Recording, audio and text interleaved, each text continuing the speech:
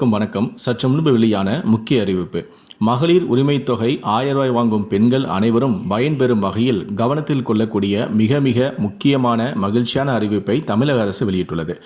இதை பற்றி விரிவாக தெரிஞ்சுக்கணும்னா இந்த வீடியோவை கடைசி வரைக்கும் ஸ்கிப் பண்ணாமல் முழுமையாக பாருங்கள். இந்த வீடியோக்குள்ளே போகிறதுக்கு முன்னாடி இந்த வீடியோக்கு ஒரு லைக் பட்டனை ப்ரெஸ் பண்ணிடுங்க. நீங்கள் இது வரைக்கும் என்னோட சேனலை சப்ஸ்கிரைப் பண்ணாமல் இருந்தீங்கன்னா மறக்காமல் சப்ஸ்கிரைப் பண்ணிக்கோங்க. கூடவே அந்த பெல் சிம்பிளையும் மறக்காமல் கிளிக் பண்ணிக்கோங்க. சரி, வாங்க இப்போ வீடியோக்குள்ளே போகலாம்.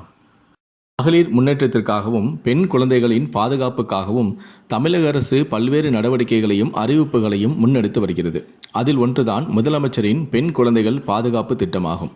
அதாவது அரசின் நேரடி முதலீட்டின் மூலம் பெண் குழந்தைகளின் உரிமைகளை பாதுகாத்தல் மற்றும் அதிகாரமளித்தல் மூலம் பாலின பாகுபாட்டை தடுப்பதே இந்த திட்டத்தின் முக்கிய நோக்கமாகும். இந்த திட்டத்தின்படி ஒரு குடும்பத்தில் ஒரு பெண் குழந்தை இருந்தால் 25,000 ரூபாயும், 2 பெண் குழந்தைகள் இருந்தால் 50,000 ரூபாயும் நேரடியாக பெண் குழந்தைகளின் வங்கி கணக்கில் வரவு வைக்கப்படுகிறது.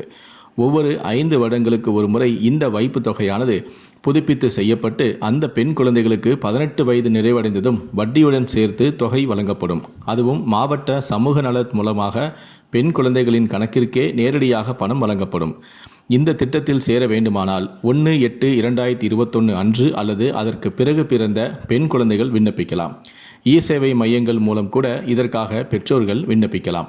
தமிழகத்தை சேர்ந்த 35 வயதிற்கு உள்ளே உள்ள பெற்றோர் தமிழக அரசாங்க மருத்துவமனையில் கருத்தடை செய்திருந்தால் இந்த சலுகையை பயன்படுத்த அவர்களுக்கு வாய்ப்பு அளிக்கப்படும். அதேபோல ஆண் வாரிசுகள் இல்லாமல் பெண் குழந்தைகள் மட்டுமே இருக்கும் பெற்றோர்களுக்கும் இந்த திட்டத்தின் கீழ் பயன்பெறலாம்.